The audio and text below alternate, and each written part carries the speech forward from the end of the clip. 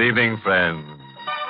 This is your host to welcome you through the creaking door into the inner sanctum. Come in, please do come in. Our little place may not be a mansion, but it has its advantages. For one thing, it's thoroughly scare condition. The scream pipes are always in good working order, and we're very proud of our hot and cold running slaughter. And the rent's quite reasonable, too. We get a cut break. As the trunk murderer caught by the police and asked for the whereabouts of his latest victim murmured, it's in the bag.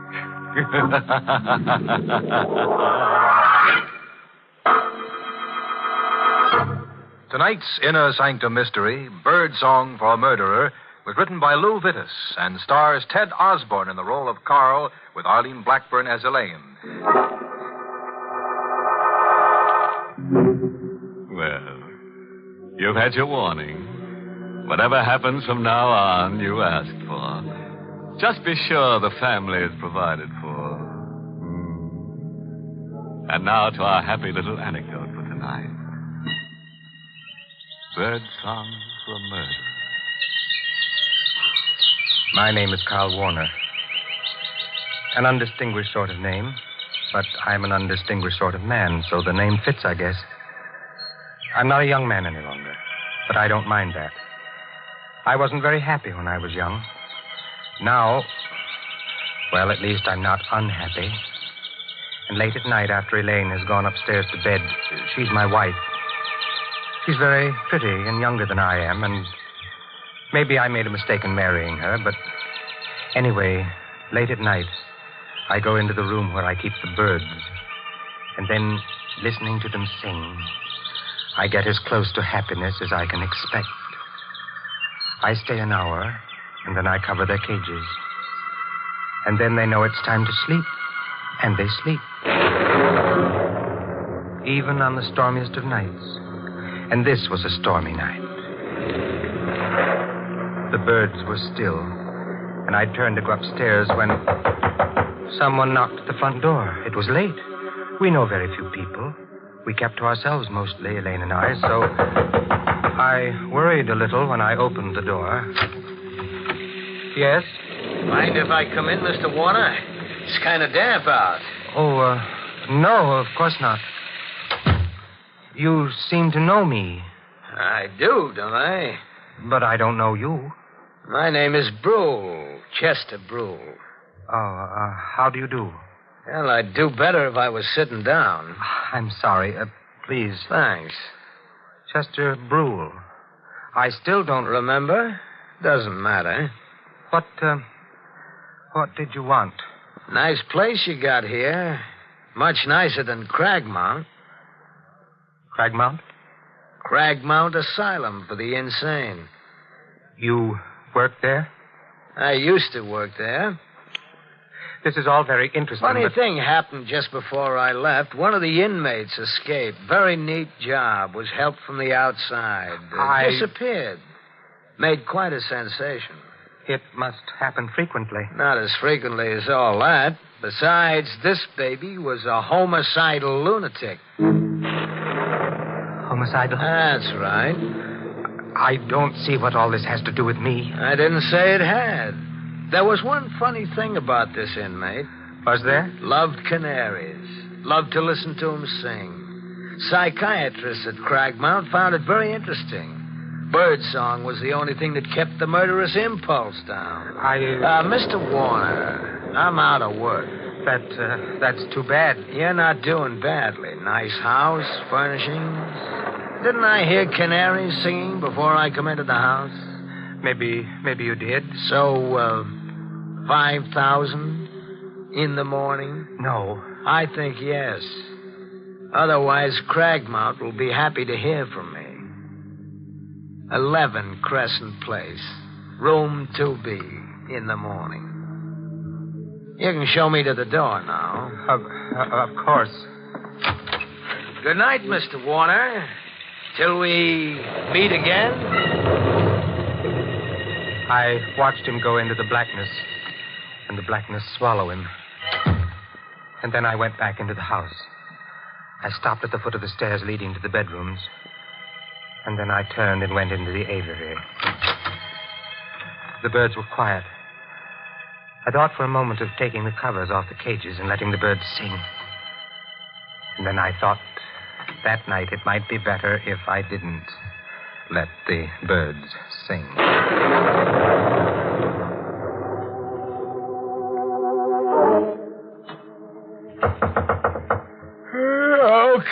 Okay. Who it? Oh. Couldn't wait till morning, huh? I didn't expect... Wait. That knife. No! Oh, I shouldn't have let you... Surprise. Oh.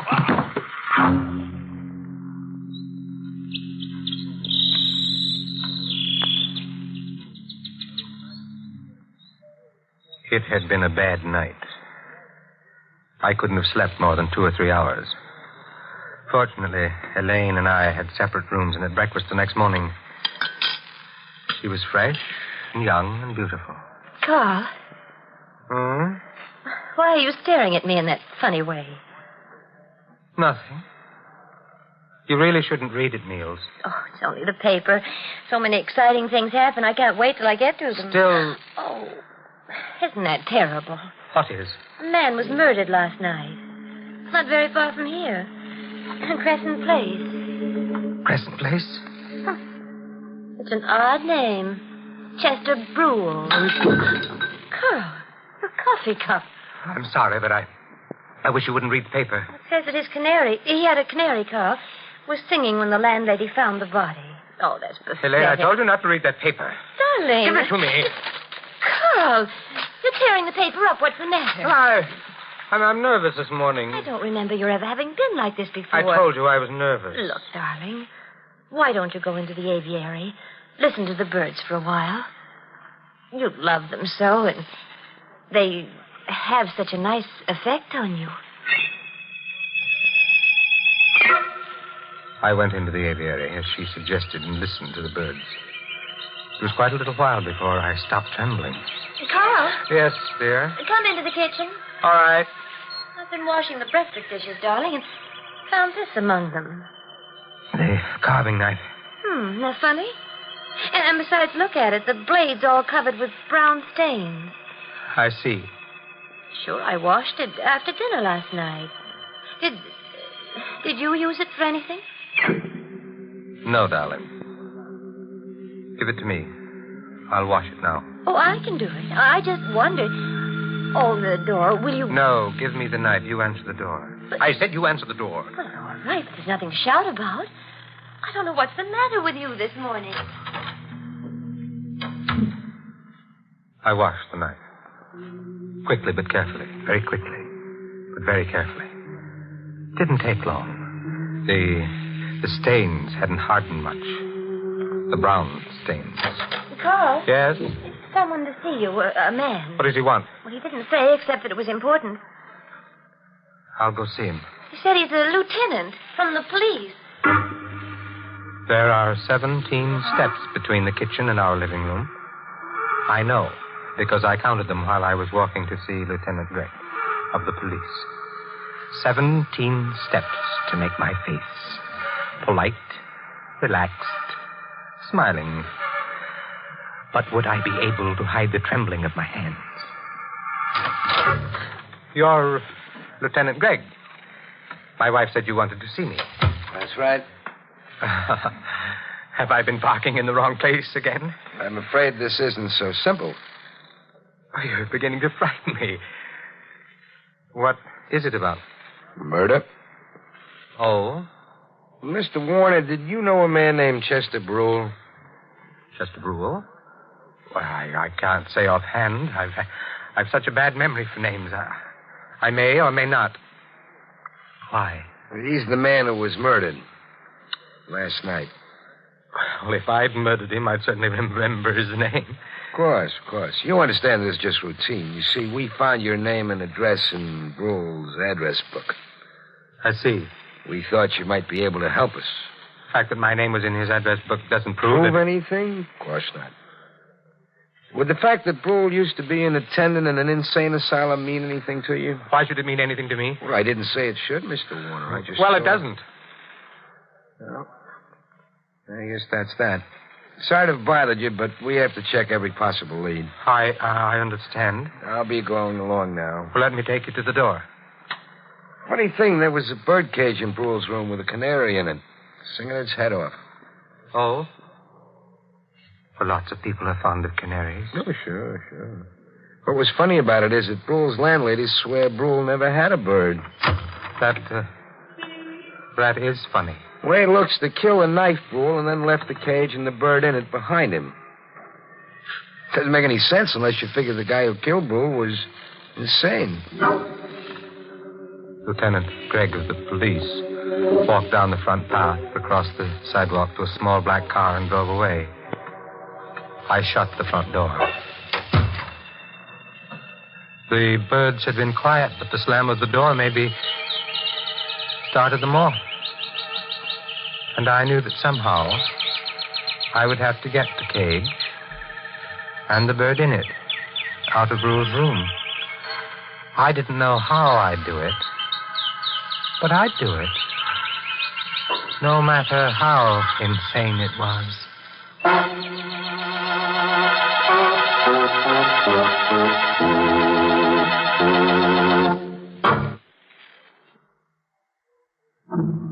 It was dark when I got to Crescent Place. Dark on a lonely street. There was no one in front of the house. Nothing to show that a man had died inside, horribly, the night before. Blood welling from his throat. The door was open. There was a dim light in the vestibule, leaving the stairs beyond in darkness. I went up them to the second floor. There was no one in the corridor.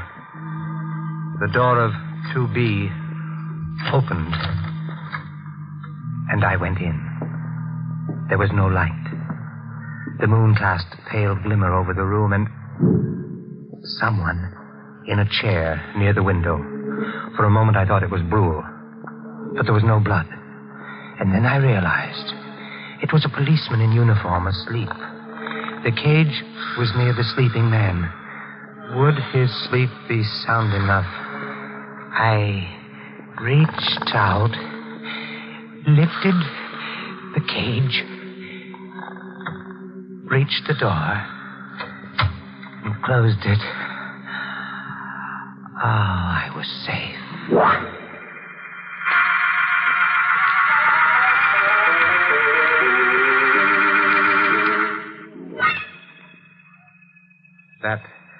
That would be a problem. I should have killed it instead. I left it at a pet shop where I'd gone and done business once, and then went home. Carl? Yes? Oh, I'm so glad you're home, dear. That Lieutenant Gregg is here again. He's in the bird room, dear. The bird room? Yes. I was in there with him for a while, but then I couldn't stand all the noise. Excuse me, Carl, but you know I don't like their singing. Why did you take him to the bird room? Well, he asked me to. All right. I'll go in there now. Well, don't let him keep you very long, darling. You're not well. I'll try not to let him keep me.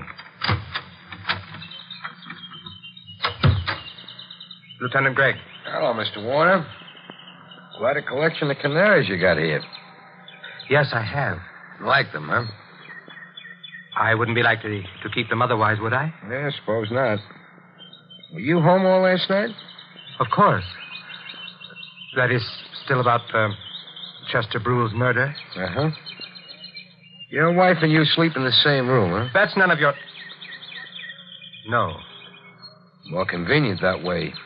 Only trouble is she couldn't swear to your being around all night. Why should she have to? No reason at all, just the way a policeman's mind works. Funny thing happened a little while ago. Somebody walked into Brule's room and walked right out again. With that bird cage. Weren't the police guarding the room? Supposed to be, but we slipped up. Say, remember my mentioning I thought the man who'd killed Brule and left the bird cage behind him must be insane? You did say something of the sort. Yep. And then there's the fact that Brule used to work with insane people. Begins to mesh, huh? I know very little about police work. Well, I hope I'm not boring you. Anyway, it occurs to me maybe I'd better take a trip up to Cragmount. I suppose going to asylums or any place else is a part of your job. Sure. Oh, did I mention Cragmount was an asylum? Why, you must have. Yeah. That is Yeah, I'll run up there, and I wouldn't be surprised if I get all the answers. What do you think? I think I'm going to... Carl, What is it, Elaine? Well, it's so late. I thought... I can take a hint, Mrs. Warner. Don't bother showing me the door. Night. He seems like a very nice man. Carl, stop it. What? That stare. If I didn't know you so well, I'd say you were going mad. Go to bed, Elaine. All right, darling. Oh, Carl, look. Look at what?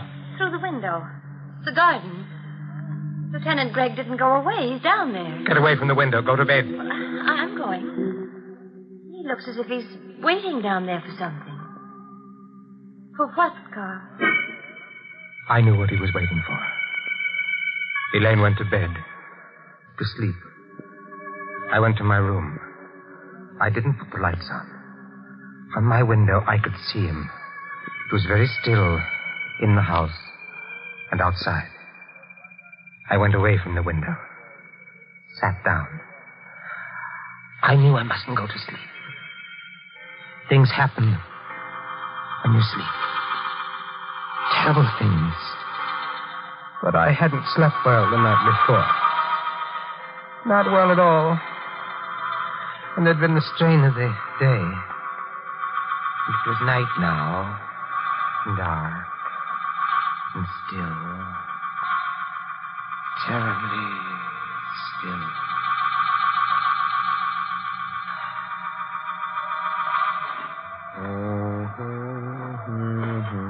Gargan? Gargan?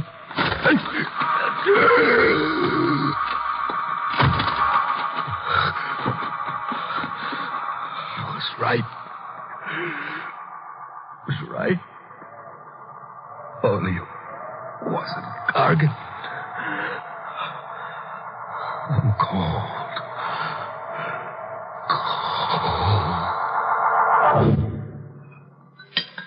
Oh, it's such a lovely morning, Carl. Lovely.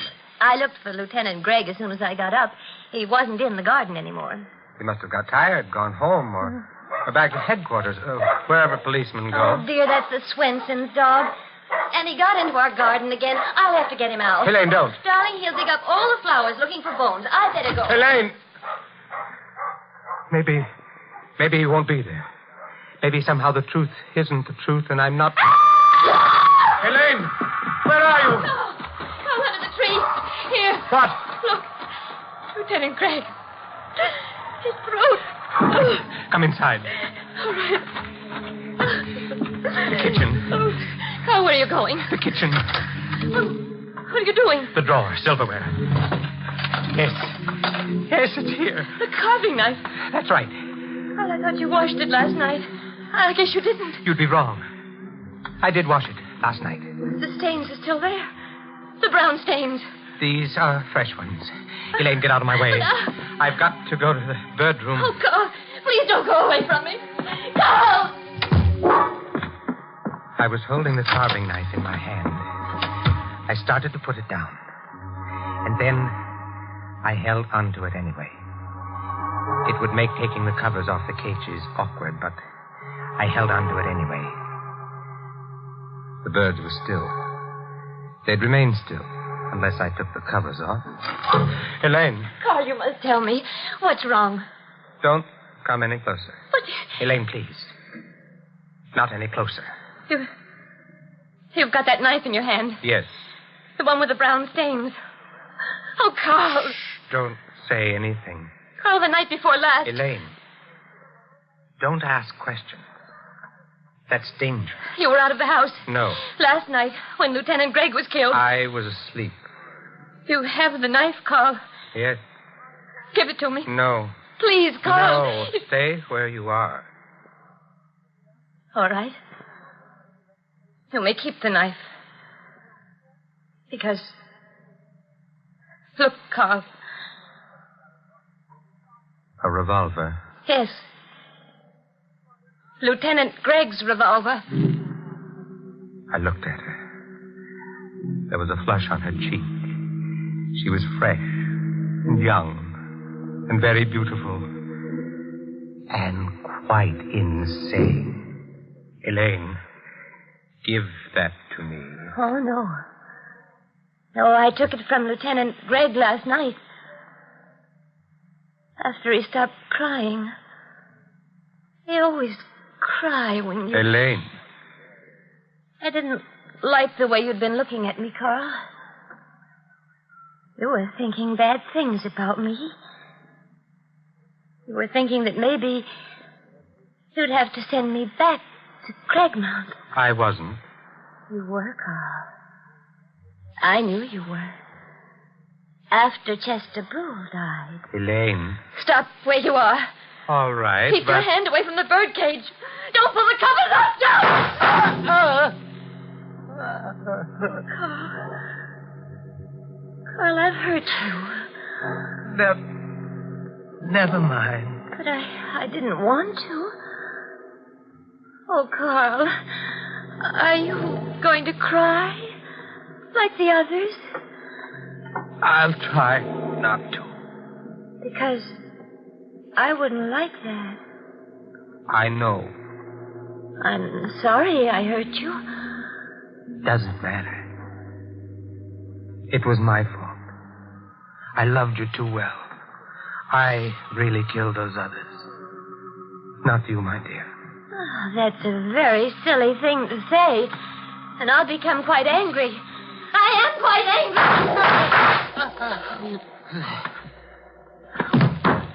Carl. Carl, you silly. You pulled the covers off the cage. Carl. Oh, Carl, I'm speaking to you. Those birds, I don't like them. Carl? Oh. Oh, poor Carl. He's dead. I loved him. Now he's dead. But anyway, he didn't cry. He didn't cry.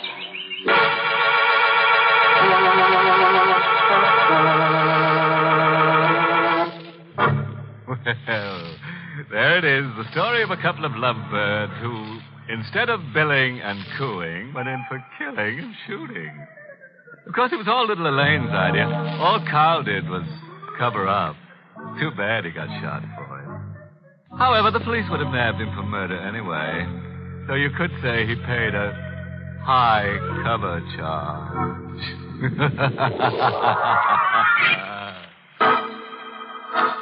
Be with us again next week at this same time for another Inner Sanctum Mystery. This program was originally heard in the United States over CBS, the Columbia Broadcasting System, and has been rebroadcast for servicemen and women overseas through the facilities of the United States Armed Forces Radio Service, the voice of information and education.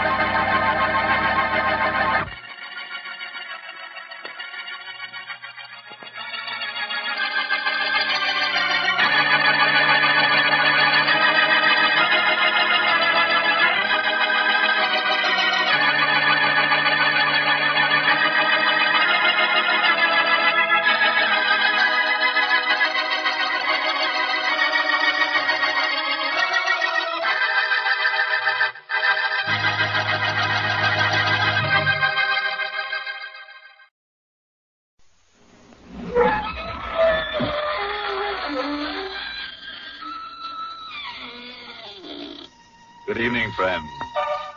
This is your host to welcome you through the creaking door into the inner sanctum. Say, let me tell you about the new soap opera I heard the other morning. It's a slippery little stanza called John's Other Coffin. This program poses the question, can a murderous husband be happy with the spirit of his dead wife? It seems everything went fine with his marriage till one night at dinner his wife asked him to pass the knife, which he did, right through her. Then he hit her body in the town bell. And that's where he made a big mistake, because the next morning she told on him.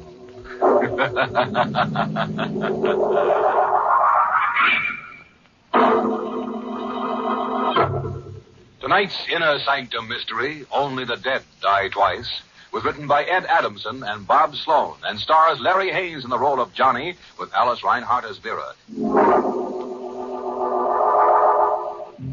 Well, folks, sit right down and make yourselves uncomfortable. If you don't see any murder you want, just ask for it. Ready for tonight's cataleptic continuity? Okay, then. Let's get to Johnny Bryce as he tells his story.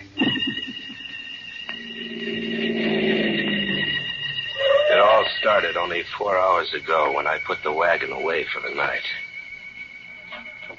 Ask me how I took a job like that, driving the hearse?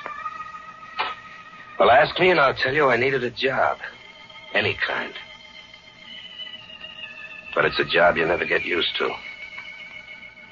All the time there's that box riding in back of you. 4 hours ago, I got out of the wagon and started to head for Joe's Grill. But I never got to Joe's. Hello? She was standing at the door. Even in the bad light of the garage, she did things to a dress that knocked your eyes out. So I picked up my eyes and looked again. I've been waiting for you. All your life? An hour of it anyway, Johnny. Hey, you know my name. Mm-hmm. Johnny Bryce.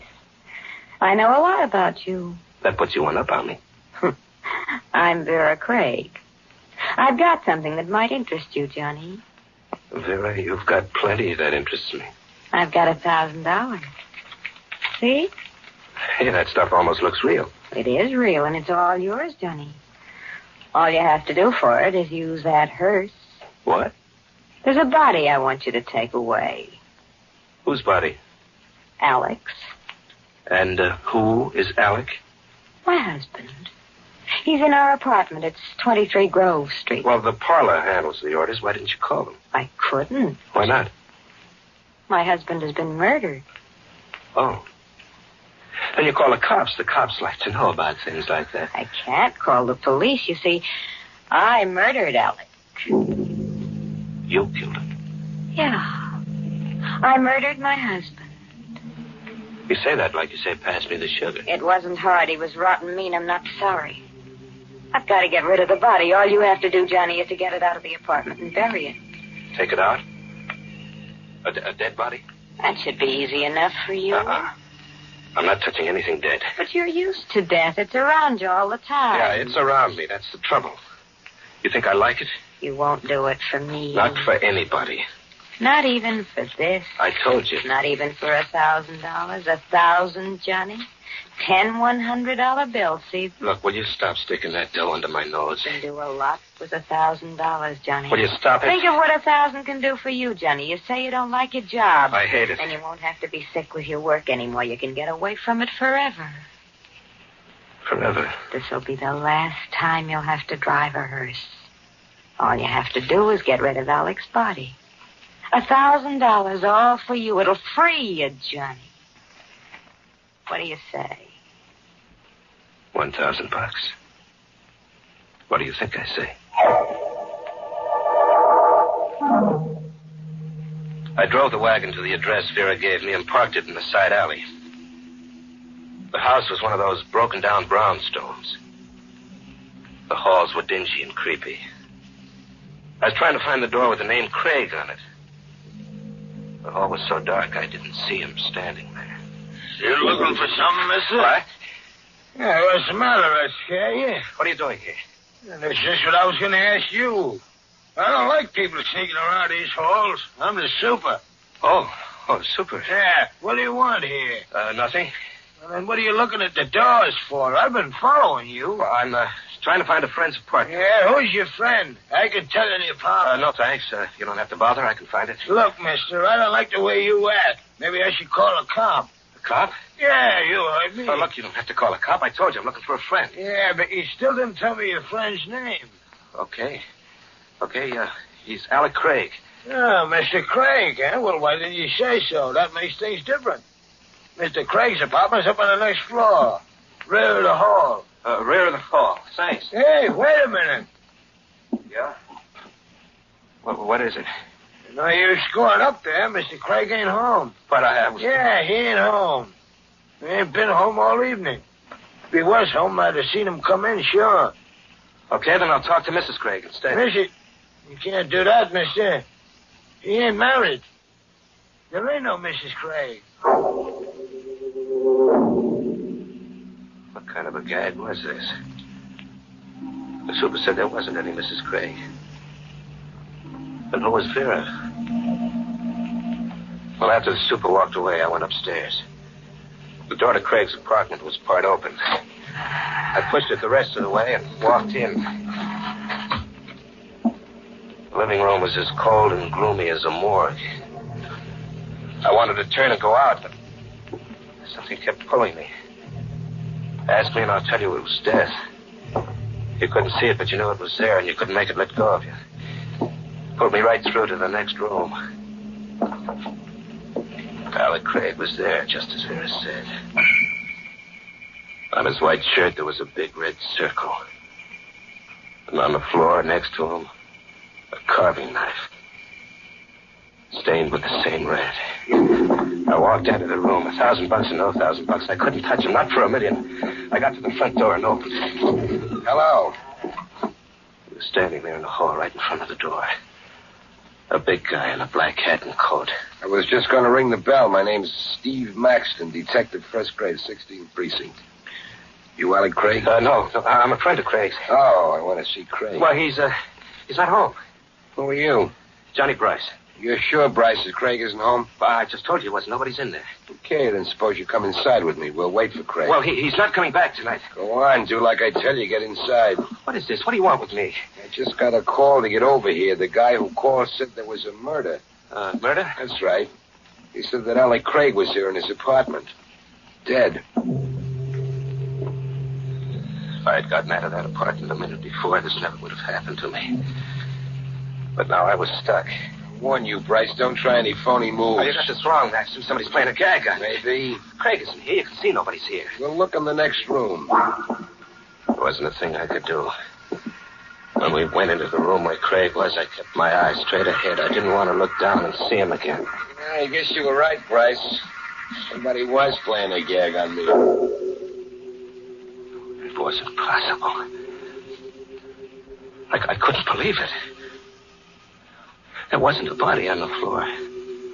There wasn't a murder knife. There wasn't a single trace of death.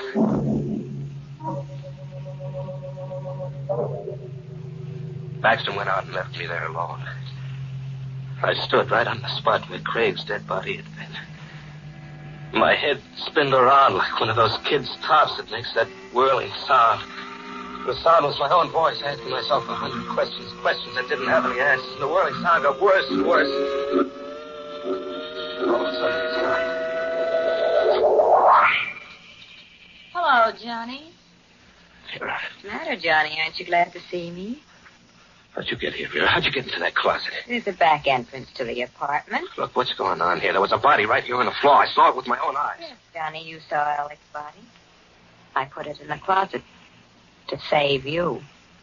If that Detective Maxton had found it, then you'd be in trouble, wouldn't you? You said Craig was your husband. He was. You're a liar. The super told me Craig wasn't married. He wasn't your husband, was he?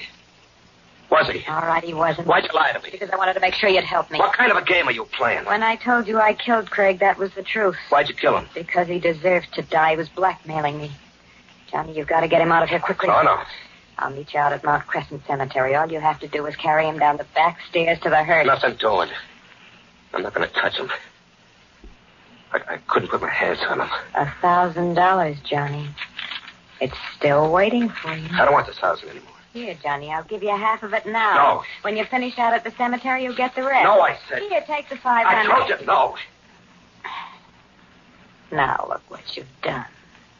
You only have to pick it up. I'm not going to pick it up. I don't want any part of your lousy dough. Keep it. The deal's off. Oh, no, Johnny.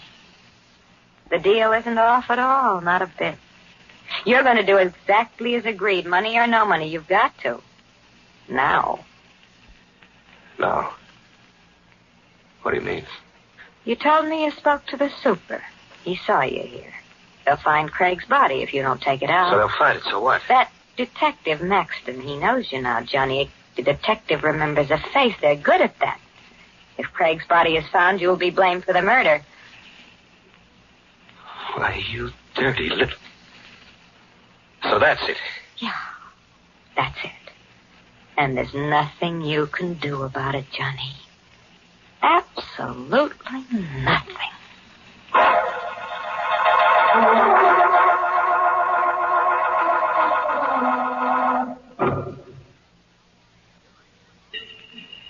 I carried Alan Craig down the back stairs to the wagon. I always thought the dead were cold and stiff. But they're not that way at all. Craig hung over my shoulder like a warm rag doll. And with each step down those dark stairs, he bounced. And his face touched mine. With each step, a scream broke loose down deep inside of me, and I had to bite my tongue to keep the scream from coming out. When I finally got him to the wagon, I dropped him into the box. Then I closed the lid. He was there in the box, but I could still feel his weight on my shoulder. His face brushing against mine. I shut the back door and walked to the front of the wagon. Where you going, What? Bryce? Maxton, I said, where you going? what are you doing here? You still didn't answer my question. To the garage. I'm putting the wagon away for the night. You didn't tell me you drove a hearse. You didn't ask me. Didn't I? No. Well, then I guess I didn't ask. I was waiting out front. You didn't come out that way. Oh, there. Backstairs, I had my wagon parked here in the alley. And why didn't you go in through the back? Huh? You went in the front way. How did you know? Oh, maybe I was outside when you got here. Maxton, who are you? You saw my badge. I'm a cop. What do you got in that hearse? Just a box. What's in the box? Nothing. Sure? It's empty.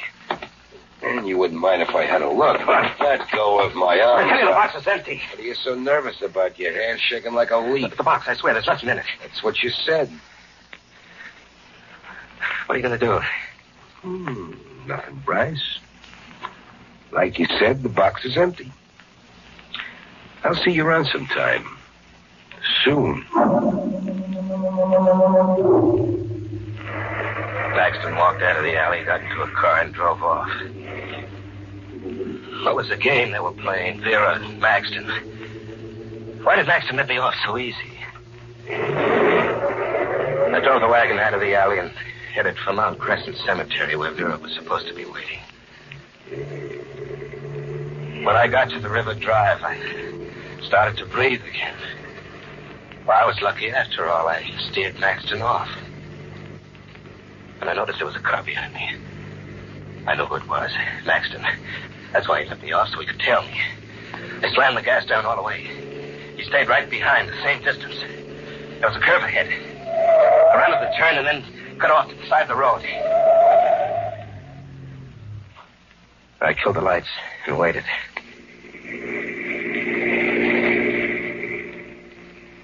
Maxton's car whipped by. I got out of there fast and took a back road for my date with Vera at the cemetery.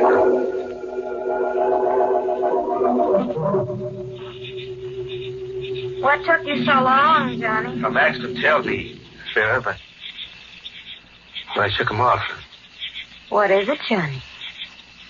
The way you look. Here in the moonlight. What's the matter with the way I look? There's something about you that reminds me. Reminds you of what, Johnny? Death. You're not something alive or real. Here's the shovel. You'll dig the grave over there near that tree. No, I can't do it. I can't do any more. This way, Johnny. Stay where you are, Bryce. Maxton. Thought you got rid of me, eh? Maxton, believe me. I had nothing to do with it. It was all her idea. I didn't want to come out here. You picked a Lulu this time, Vera. So you found out, Steve. What are you going to do? What is this? A nice yellow Lulu. He tries to pin it all on you. What are you two talking about? Well, this is the spot where you two have been meeting. Meeting? Cut the act, Bryce. I don't get this. You're wasting your breath. That's not going to save you. I told my wife if I ever caught her.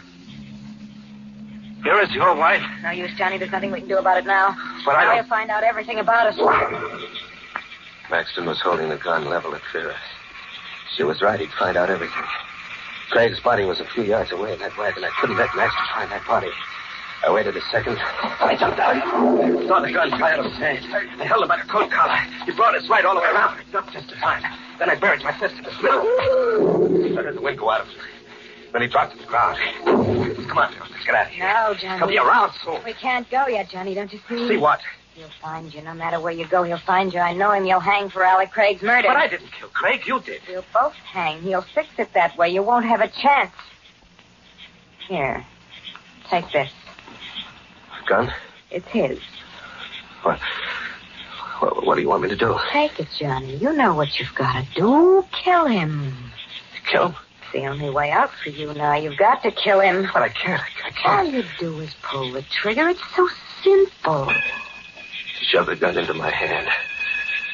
The metal of it burned my palm like a hot poker. Hurry up, Johnny. Shoot. I couldn't lift my hand. Hurry before it's too late. She picked up my hand and aimed the gun at him. Before it's too late, Johnny. Maxton was laying in the moonlight, quiet and still.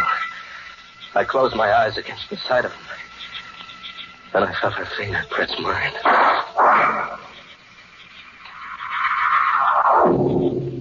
I buried Maxton. All the time I shoveled, Vera stood there watching. That same devil's smile on her face. After I dug another grave, I went back to the wagon to get Craig's body. I opened the little box and reached it. Vera! I sat there in the dark of the wagon, my brain not believing what my hands touched. The insides of the empty box. Vera! She didn't come. I got out of the wagon and started for the grave. Vera! Vera, he's not here, what? Vera's gone, Bryce. What? It was Craig. Alec Craig. Standing right there in the path in front of me. She's gone, Bryce. Hey, you're dead. I put you in the box. You're dead. Here, Bryce, touch my hand. No, stay away from me. Touch me, Bryce. Feel how dead I am. Don't you come near me. You don't have to be afraid, Bryce. I'm not dead, not really. You are. She killed you. That blood on your shirt, that's where the knife... blood? Yes, I admit it is realistic. But it's only a combination of red ink and grease. But it did get the effect Vera and I wanted. You really thought I was dead. You're such a chump, Bryce. Why did you do this to me? Why me? We had to get her husband out of the way. We wanted him dead, but only a chump commits murder. A chump you can buy $1,000 or with fear. You're having a good time, huh, Craig? Oh, terrific. You're not going to get away with this. No? What are you going to do about it, Bryce? Go to the police? Tell them the story? Sure. You do that. Tell them how you held the murder gun, how your fingers squeezed the trigger. She made me Tell that to the police, Bryce. Tell them. And let me know what they say. I'll be waiting to hear about it. He walked down the path, laughing at me. Me, the prize chump of them all. Well, this chump had one idea. One good idea that was really going to kill him. He started the wagon and headed it down the path. I caught Craig in my headlights. He turned. That hyena smile was still on him. Then when he saw what I was going to do, the laugh dropped off his face. He jumped to the side of the path and ran up the hill. I drove right up after him. He twisted and turned, but I didn't let him out of the headlights. He was just getting to the tomb at the top of the hill when I stepped down all the way.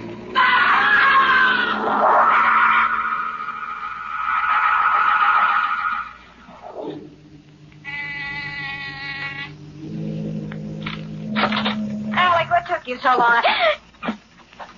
Hello, Vera. Johnny.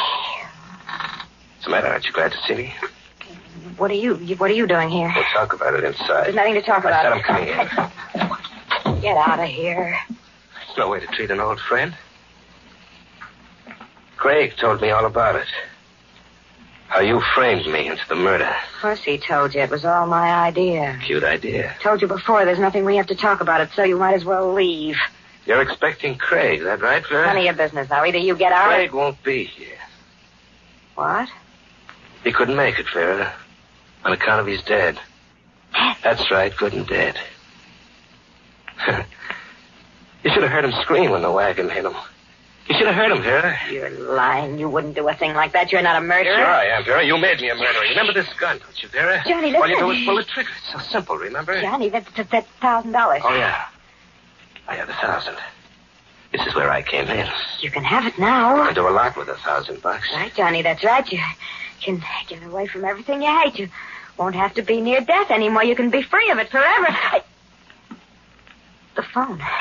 What are you... 1,000. Is it still all there, Vera?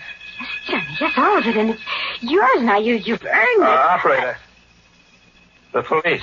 Police? Johnny, what are you doing? Why are you calling... Hello? My name's Johnny Bryce. I want to report a murder. Oh, you crazy fool. They'll hang you. The one who was killed? Her name is Vera Maxton. No. The address is 23 Grove Street. The killer? Sure. His name is Johnny Bryce. No, Yeah, that's right, me. Oh, I'll be waiting right here for you. Johnny, don't do it, please. You can have 1,000. Even more, 3,000, Johnny. 5. Listen, Johnny. Even more than 5. I'll get you as much as you want. Anything. Johnny. Stop.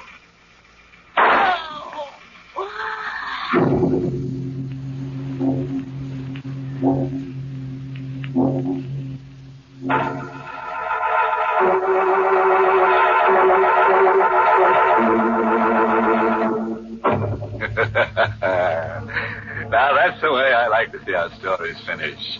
Plenty of corpses and no remorses. Well, Johnny finally got the drop on Vera. But you should see the drop the hangman got on Johnny. There is a moral in tonight's tangy little tidbit.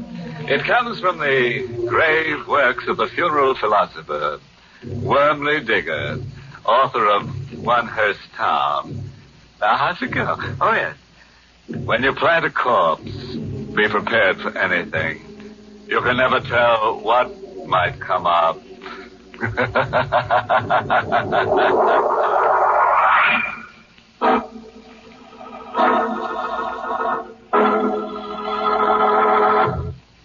Good night. Pleasant dreams.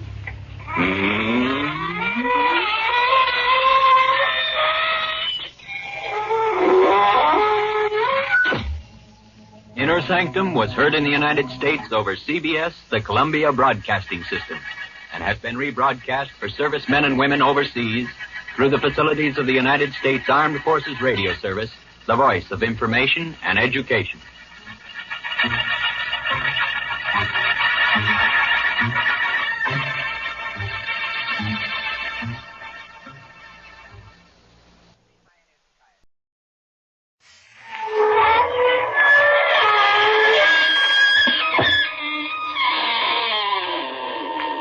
Good evening, friends. This is your host to welcome you through the creaking door into the inner sanctum. Well, a lot of job seekers came up through the cracks in our floor the other midnight. One argued that he was a writer of the sinister variety, claimed he wrote poetry on tombstones. We put him to work in our burial bureau. And then there was a girl who said she specialized in screams. We told her to meet our gang and demonstrate. One look, and our young miss never got her voice up off the floor. We all chipped in to blow the girl to a 20-week course in sign language.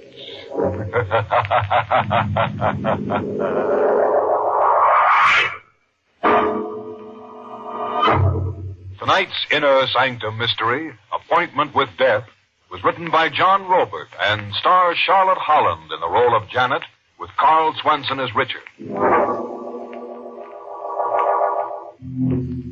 Tonight's story is custom tailored for the timid. We guarantee a fit. Manhattan's East River Harbor. Cold gray granite, an architectural eyesore imported from the old world. A high wall and iron fence hide its secrets from the city's teeming millions. Inside the high wall, a woman in black walks slowly toward a man. The man is silhouetted under the moon, bending over a lilac bush. Richard! Oh, I'm sorry I startled you, ma'am. I am trespassing, I know, but I couldn't resist your garden. I'll go. No, wait. You are not Richard. You're staring as if you don't see. My eyes are old. Turn your face to the moon so I can see you. All right. I've forgotten. So many faces have been Richard's. So many, many faces everywhere. Everywhere? What does your Richard do when he isn't roaming about? He sleeps. Right where you stand, there is a grave. And in it, Richard sleeps. How did you get in here? I walked in through that open gate. The rear of the garden. The Florentine gate. You found it unlocked. Yes. You're trembling. There's something wrong? The open gate means the last Lowell is about to die. I am the last Lowell. I am about to die. There were 5 of us. My brother Tom, my sister Melanie, and me. We lived silently and sullenly in this house, which Father had bought in Italy, and then had shipped, stone by stone, to be restored here. It was as if a dark plague hidden in the ancient granite had infected us all. As if we were born to destroy each other. Mother was first. She roamed the great halls and hid. We never knew where she slept or how she managed food. All we knew of her was a laugh. Which was the only way she spoke to us. One day she just disappeared. Never to be heard or seen again. Father was next. He was sick and grew worse, but refused to allow a doctor to enter the house. On his last night, we were gathered around his bedside. Tom, Melanie, and me. Water. Melanie brought a tumbler of water, but Tom struck it from her hand. No tenderness, Melanie. It doesn't become you. He's calling for water. You'll get all the water he wants soon. His casket will be brimming over. Father passed on during the night. A shrunken figure, just skin and bone. We buried him in a simple, mocking ceremony during a rainstorm. You see, my sisters, it rains water for Father. Father was gone, but he lived on in Tom. With the same dark, brooding obsessions we had known in Father, Melanie, and I were there in Tom. We'll go on rotting away exactly as we have. Nothing's changed. Tom, we don't have to go on like this. Don't we, Melanie? No, with Father's death, we're free. And this new freedom, Melanie, what would you do with it? I asked, what would you do with it? Just live, Tom. I see. And you, Janet? Are you full of new purpose? We have a right to womanhood, Tom. Nice word, womanhood. I give you another word. Manhood. I turned the word over in my mind 1,000 times before I gave it up. Womanhood. Give it up. It's an impossible word. Your whole life's against it. An impossible word, womanhood. I tried to forget my whole life was against its realization. When Richard came. I met Richard here in the garden. I was in mourner's clothes, listening to the foghorns and staring out into the river one night. Hello? Oh, did I frighten you? Yes. I'm sorry. I'm Richard Dunn. I'm a lawyer. Oh, you're here to read Father's will? Yes, but that isn't until 10 o'clock. Shall we stroll a bit? You mean pace from wall to wall? Well, a drive, then, if the garden's too confining. We can leave through that rear gate. The Florentine gate, no. What, did I say something wrong? That gate must never be unlocked. Hey. Oh, I'm sorry. Oh, you're kind of in the dumps over your father's death, huh? Richard. He had come into my life like a gust of clean wind. Shut away here in a granite tomb like a dead woman. Come alive, Janet. How, Richard, how? Just get up and leave. There's nothing here to hold you. But there is. What? Well, Father, Mother, the past. That's imaginary rot. You've all cast a spell over yourselves. Why, forget the past. Think of the future. Can there be a future for me? Give me half a chance and I'll show you. Show me, Richard. Show me. But Richard never got that half a chance. My life was against it, and my fears, and Tom, my brother. One night, Tom saw to it that Richard or I would never get that half a chance. I was asleep in the grip of an old nightmare, an old fear that haunted my sleep. In my dream, there was a knife, a cold, cruel steel blade, moving across my face, mocking me, and I screamed.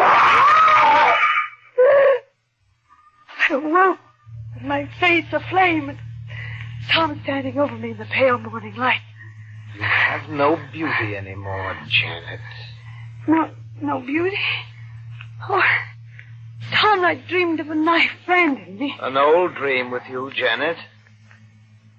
Tom, my face!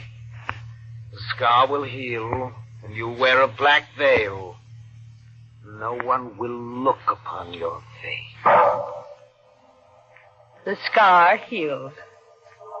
I wore a black veil, and no one looked upon my face. I hid as my mother hid. I hid and spied and eavesdropped. I hid from Richard, too. In time, Richard stopped asking about me as his infatuation for Melanie grew. I eavesdropped on 100 intimate talks they had, Melanie and Richard. But I remember one. They were in the music room. Melanie, come away with me. You're just speaking to Janet through me. No, I've forgotten Janet. She's disappeared. She's gone. It's you that I want. Why, Richard? Why do you want Janet or me? I don't know. Sometimes I feel compelled, as if somehow I was fated to come here. I feel that I must pull one of you from this contamination. Melanie, say yes.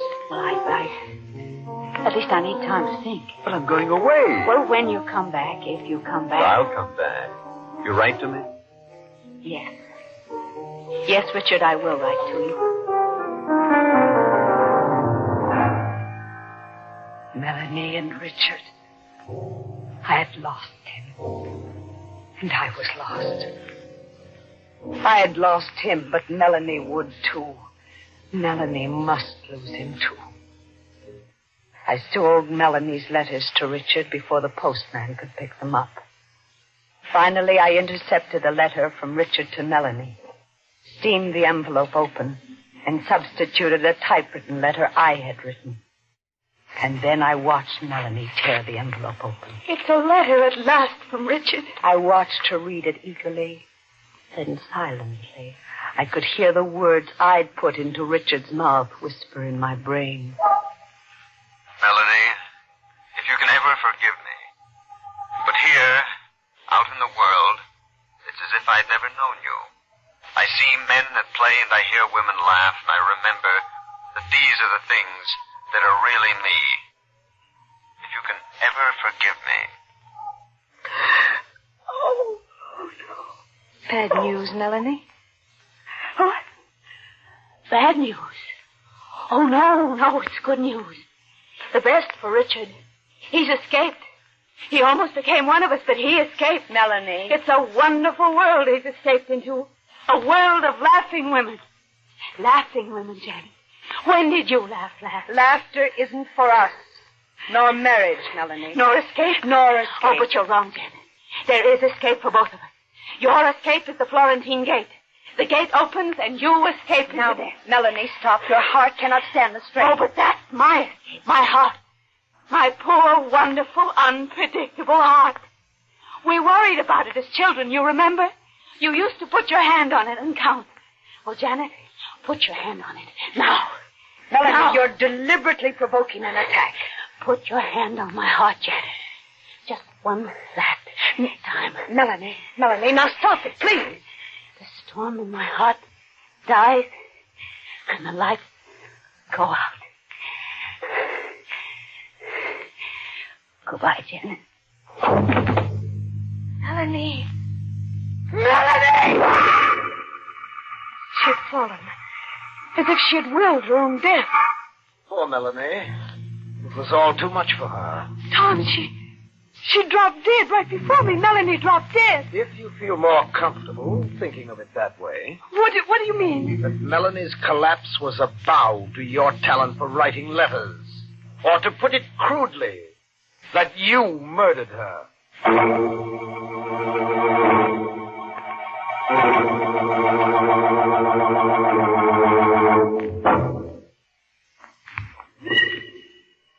I lived on with an hourly wish for death, wishing Melanie's escape for me, too. But death was to come to me last. First, Richard was to come back, re-enter our lives, as if the touch of us had contaminated him. I was in the garden here, lost in the foghorns and the noises of the river. Hello, Janet. Richard. I've come back. To you, Janet. To me? No, Richard, not to Yes, me. to you. I've come to know that it's always been you. And only you. But you gave your pledge to Melanie. I heard you. That was only compassion. It wasn't love. Not the feeling that I have for you. No, Richard, you mustn't. No, you can't hide from me anymore, Janet. You can't veil your face or your heart. If I were to raise my veil, if you were to see my face. See your face? Yes, Richard. Look. What do you see? A mark running the length of your cheek to your eye. A brand, Richard. But how? Tom? Never mind how or who. Your love cools. Oh, does it? Did you really think that beauty was just something outside? Come. We'll tell Melanie about us. Tell Melanie. Telling Melanie is something to do. Well, why can't we tell Melanie? Openly, honestly. For a simple reason, Richard. Melanie's dead. Richard wanted me, only me. And I wanted him, if only for a moment. It was an impossible wish, but I turned my thinking aside. I packed to elope. You're forgetting, Janet, that your whole life is against it. Now, Tom, don't try to stop me. Don't pull me deeper into your insanity. Third finger, left hand. When he slips the wedding band on, how will you keep him from seeing the blood? Tom, please. And the uninvited witness standing between you. How will you stare Melanie down when you say, I do? Now, Tom, stop. Stop playing on my feet. And how will Richard take the dowry you bring him, Janet? A dowry of murder, blood, and guilt? Tom went straight to Richard. And it was another Richard who came to me. His face was grim. The gentleman was gone. His eyes were bright and hard. Change your dress, Janet. Change it, Richard? Yes. You will be married in the blackest black. We have an obligation to the dead.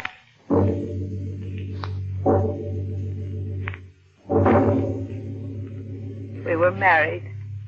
A macabre ceremony with the principals dressed in mourner's clothes. I couldn't stare Melanie down. The I do caught in my throat. Motoring back, I knew I'd never know that moment of life.